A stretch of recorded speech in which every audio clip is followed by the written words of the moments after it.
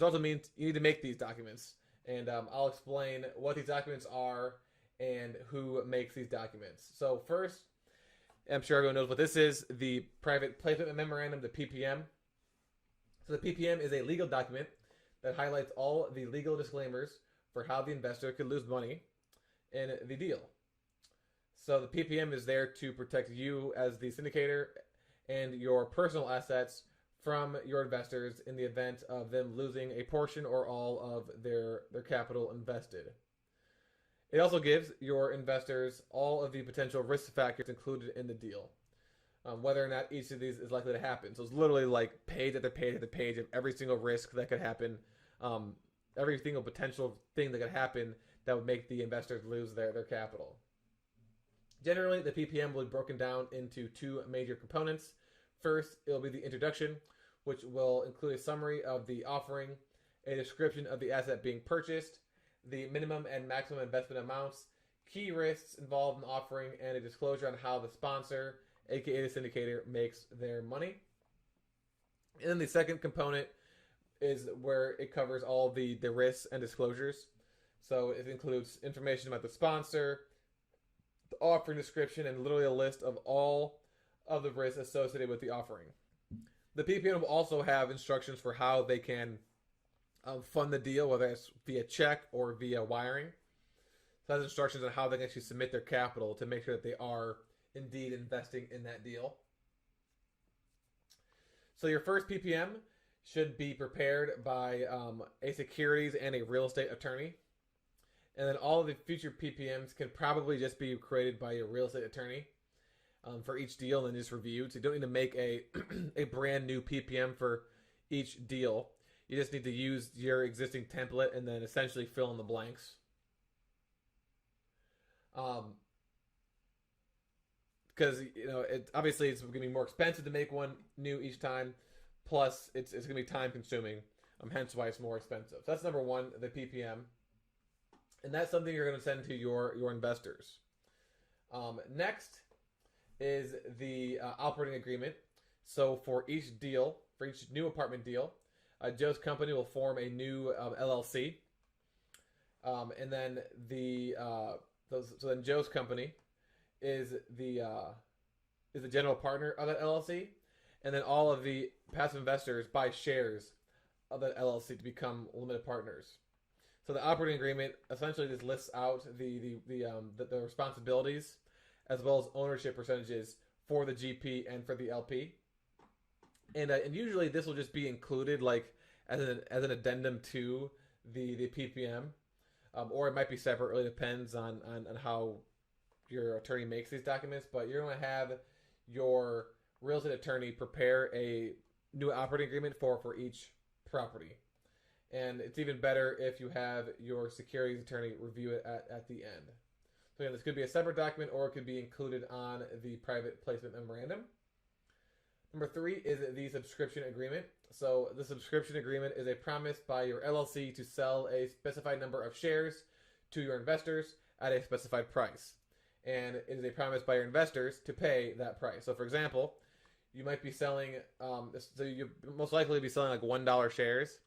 So if you need to raise $1 million and you're selling 1 million shares, someone who's investing $50,000 will be buying 50,000 shares. And so the subscription agreement is saying, hey, we will sell you these 50,000 shares at $1 as long as you agree to pay $1 for each of those $50,000 shares. Again, this is something that you're going to want to have your real estate attorney create for each deal, as well as have your securities attorney review as well.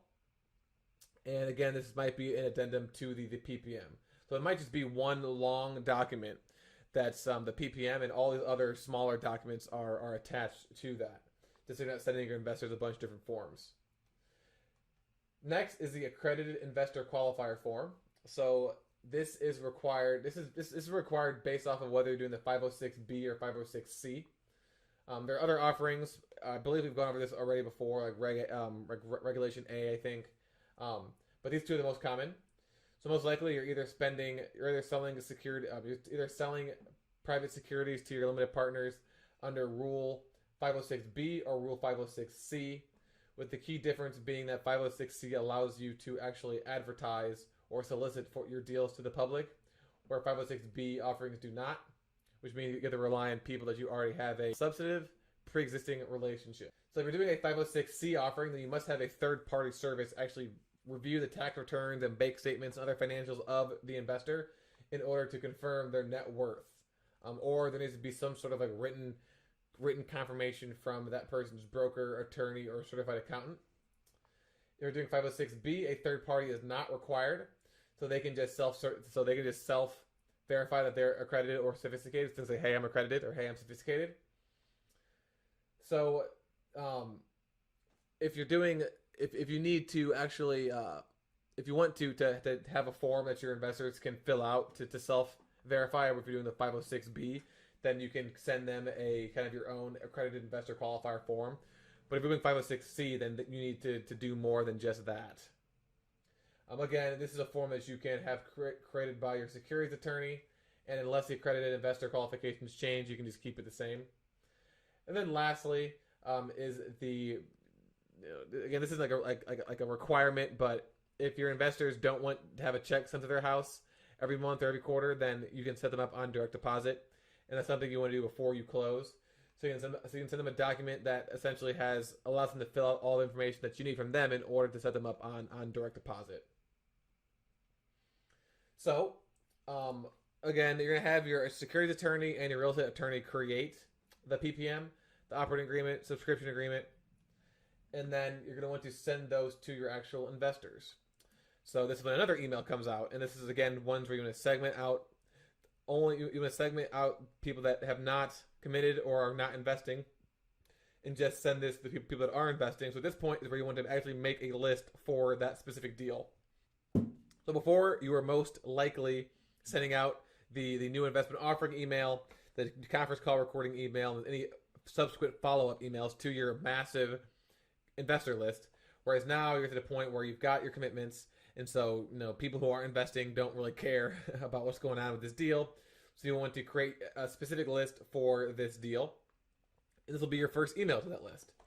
So here's a sample email that we send out to our investors. And again, don't copy this exactly. Put it in your own words.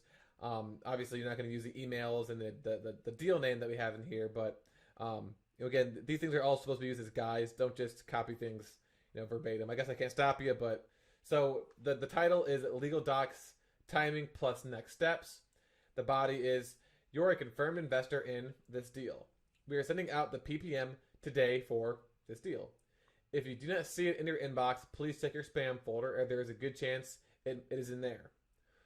Once completed, you will get an email that is from your company name via, we use DocuSign, and then we include the email that you're actually going, that should be the from. And the title of the email will be, please DocuSign, deal name, private placement memorandum, and then the individual's name or the entity name. When you receive that email, please review, sign, and complete via DocuSign. The funding instructions are on page 1 of that document. Once we receive your funds, you will receive a confirmation email approximately 24 to 48 hours after you send. That email of receipt of funds will come from this email address. We are looking forward to a successful partnership on this deal with you. If you have any questions in the meantime, feel free to reply to this email or call me at number Joe and the Ashcroft team. So again, once the PPMs are done on your end and you know when you're going to be sending them out, then you want to obviously have this email drafted beforehand and just click that send button once you're ready to go. Once the investor has actually signed and funded the deal, then they're locked in. But at that point, that's really the only point they're actually locked in. You might want to have maybe a, hey, please do this within 7 days, or else you're gonna lose your spot. Depending on if in the past you've had trouble with investors actually funding the deal. Really just kind of depends on what you're comfortable with.